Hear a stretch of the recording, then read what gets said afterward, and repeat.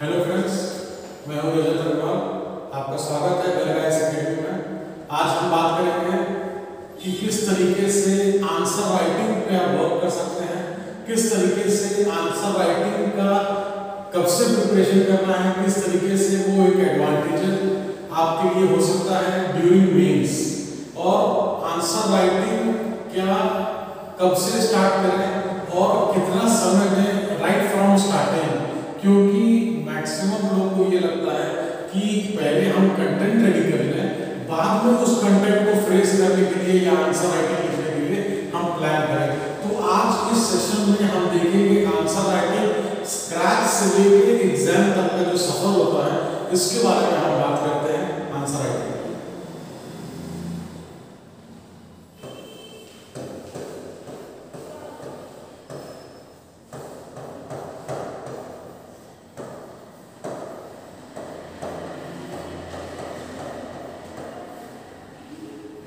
answer writing in the preparation of UPSC. Answer writing in the preparation for UPSC. जो भी aspirant UPSC exam की तैयारी कर रहा है, उसको आंसर राइटिंग का रोल पता होना और उसकी तैयारी करना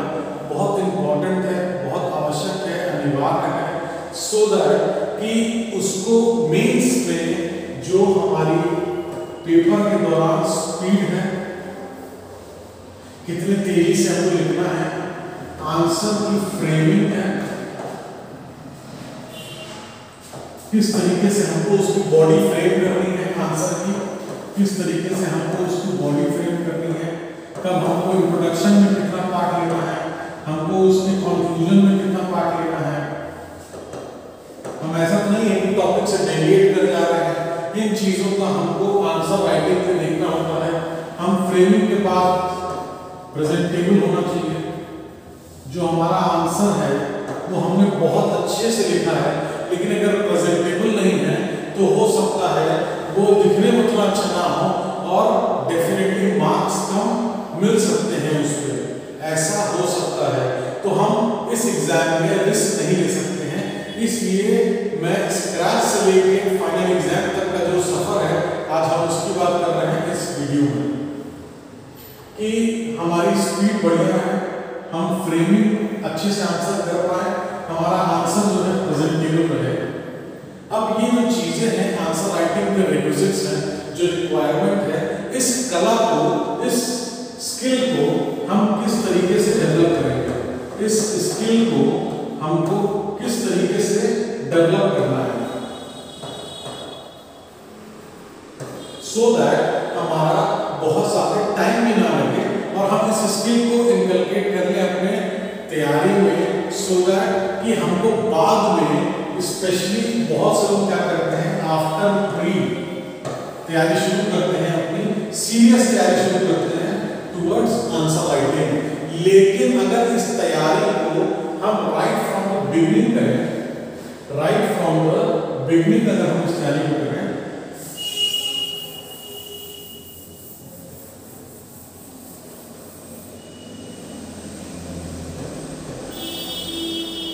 फ्रॉम द बिगिनिंग, बिगिनिंग से कैसे शुरू कर सकते हैं? बिगिनिंग से शुरू कर सकते हैं general topic, general topic of interest and around topics. General topic of interest, जैसे कि अगर किसी एस्पिरेंट को साइकिल चलाना अच्छा लगता है, मूवी देखना अच्छा लगता है, किसी एस्पिरेंट को कोई बुक, जनरल बुक पढ़ना अच्छा लगता है, किसी को कुकिंग अच्छा लगता है, किसी को क्रिकेट अच्छा लगता है, तो वो हॉबीज एंड इंटरेस्ट का जो पार्ट है उसको यूज करते हुए वीक में 2 बार हम उसके बारे में ट्वाइस वीक हम लिख सकते हैं आराम। अगर हमको अपने क्रिकेट के बारे में लिखना हो तो डेफिनेटली हम 800 to 1000 वर्ड्स में अपने बचपन से लेकर अभी तक का क्रिकेट का जो एक्सपीरियंस है उसको हम शेयर कर सकते हैं। डेफिनेटली हो सकता है स्टार्टिंग में कोई बोल दे इकोनॉमिक्स के बारे में बताइए, ज्योग्राफी के बारे में बताइए, तो कुछ लोग हो सकता है बता पाए, कुछ ना बता पाए। लेकिन अगर हमको अपने पर्सनल इंटरेस्ट के बारे में बात करनी हो तो डेफिनेटली बहुत इजी हो जाता है हमारे लिए, बहुत इजी हो जाता है हमारे लिए इसके बारे में बात करना, सोचना और राइटिंग करना। इसी इंटरेस्ट से, इसी अपने अराउंड के टॉपिक्स हैं। अराउंड का टॉपिक मतलब जैसे कि फॉर एग्जांपल आप जिस शहर में रहते हैं, अगर उसके बारे में लिखना हो कि ओवर द ईयर वो शहर किस तरीके से, सिटी आपकी सिटी किस तरीके से over the year last 20 years में डेवलप की है, उसके बारे में अगर लिखना हो तो डेफिनेटली आपके लिए बहुत आसान होगा लिखना। हम शुरुआत टॉपिक से सोचते हैं करने का कि सीधे हम वो लिखें जो एग्जाम में पूछा जाएगा। पहले उसके लायक हमको बनना है, जो कि कुछ स्टेप्स हैं जो जनरली बच्चों को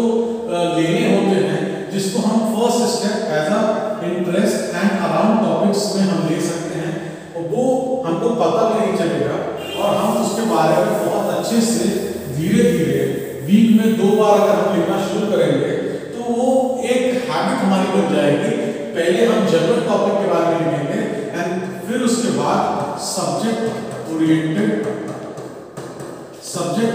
जो हमारे टॉपिक्स हैं उसके बारे में हम लिखेंगे। लेकिन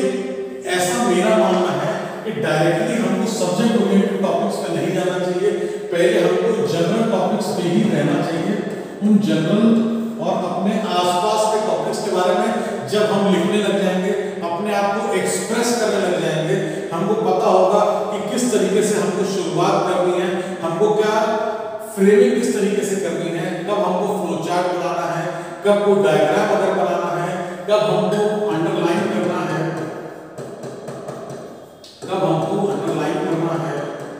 किस तरीके से हम फ्लो चार्ट बना सकते हैं।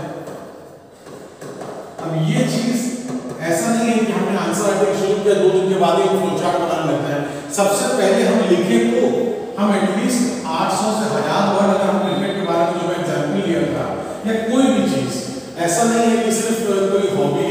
कोई भी चीज हम अपने शहर के बारे में, अपने आज तक की बचपन से अभी तक की जर्नी के बारे में, अपने फैमिली के बारे में कोई टॉपिक लेके स्टार्ट कर सकते हैं और वो हमको एक इतना अच्छा एक कॉन्फिडेंस का बूस्ट देगा, कहीं ना कहीं जो हमारा कॉन्फिडेंस है वो इतना अच्छा बूस्ट देगा कि डेफिनेटली हम जो आंसर राइटिंग से बहुत से लोग रन करते हैं कि कैसे करेंगे, कैसे फ्रेम करेंगे, एक हमारी हैबिट डेवलप हो जाएगी ओवर द टाइम, एक हमारी हैबिट डेवलप हो जाएगी सो दैट कि जब हमको लिखना आ जाएगा, बहुत अच्छे तरीके से फ्रेमिंग आ जाएगी, तब इजीली अपने सब्जेक्ट मैटर को भी हम अच्छे से इलैबोरेट करके लिख सकते हैं। क्योंकि प्री क्लियर होने के बाद जो समय मिलता है 90 to 100 डेज का डिपेंडिंग अपॉन यूपीएससी, उसमें अगर हमसे कोई कहे कि आंसर राइटिंग को बहुत अच्छे तरीके से डेवलप कर लें तो बहुत मुश्किल है, बहुत ज़्यादा मुश्किल है, क्योंकि टाइम लिमिटेड है एंड करने को बहुत कुछ है। तो क्यों ना इतना इम्पोर्टेंट फैक्टर है जो कि हमारे साथ प्ले करता है, उसको हम आज से अपनी स्टार्टिंग से या जितनी जल्दी हो सके अगर हम अपनी हैबिट में उसको लेके आ जाएंगे कि ट्वाइस इन द वीक, या अगर आप काम करते हैं नहीं समय है तो सैटरडे और संडे कर सकते हैं कि हम सैटरडे संडे कर सकते हैं। आप कॉलेज गोइंग स्टूडेंट हैं तो आप सैटरडे संडे कर सकते हैं कि 1 घंटा हमको संडे को लिखना है, 1 घंटा हमको संडे को लिखना है। स्टार्टिंग में धीरे धीरे वो समय भी आपका कम हो जाएगा और टॉपिक का लेवल आपका वो सब्जेक्ट ओरिएंटेड धीरे धीरे होता जाएगा। स्टार्टिंग में अगर सब्जेक्ट ओरिएंटेड कर देंगे तो हो सकता है दिक्कत हो कुछ लोगों को, इसलिए मैं रिकमेंड करता हूँ जनरल टॉपिक्स पे जनरल टॉपिक लीजिए, लिखिए, लिखने के बाद आप इजीली उसको खुद एसेस कर सकते हैं, किसी मेंटोर से एसेस करा सकते हैं, नहीं तो आप हमारे इस वीडियो में कमेंट में भी जो है आप शेयर कर सकते हैं, आप कमेंट में हमको मेल कर सकते हैं,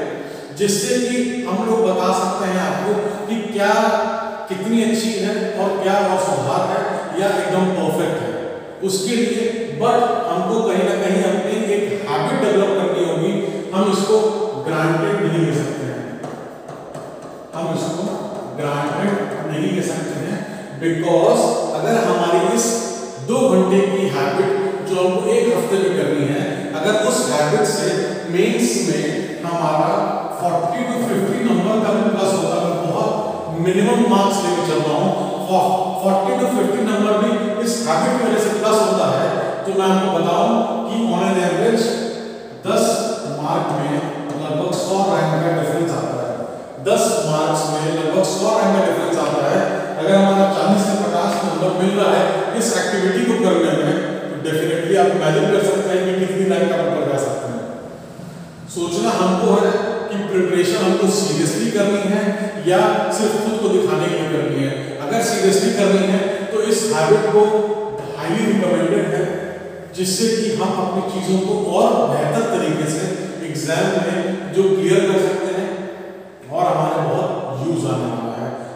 thank you so much for watching this video. आपके कोई भी सजेशंस हैं, कमेंट्स हैं, आप पूछ सकते हैं, कोई क्वेश्चंस हैं आप पूछ सकते हैं, एंड डेफिनेटली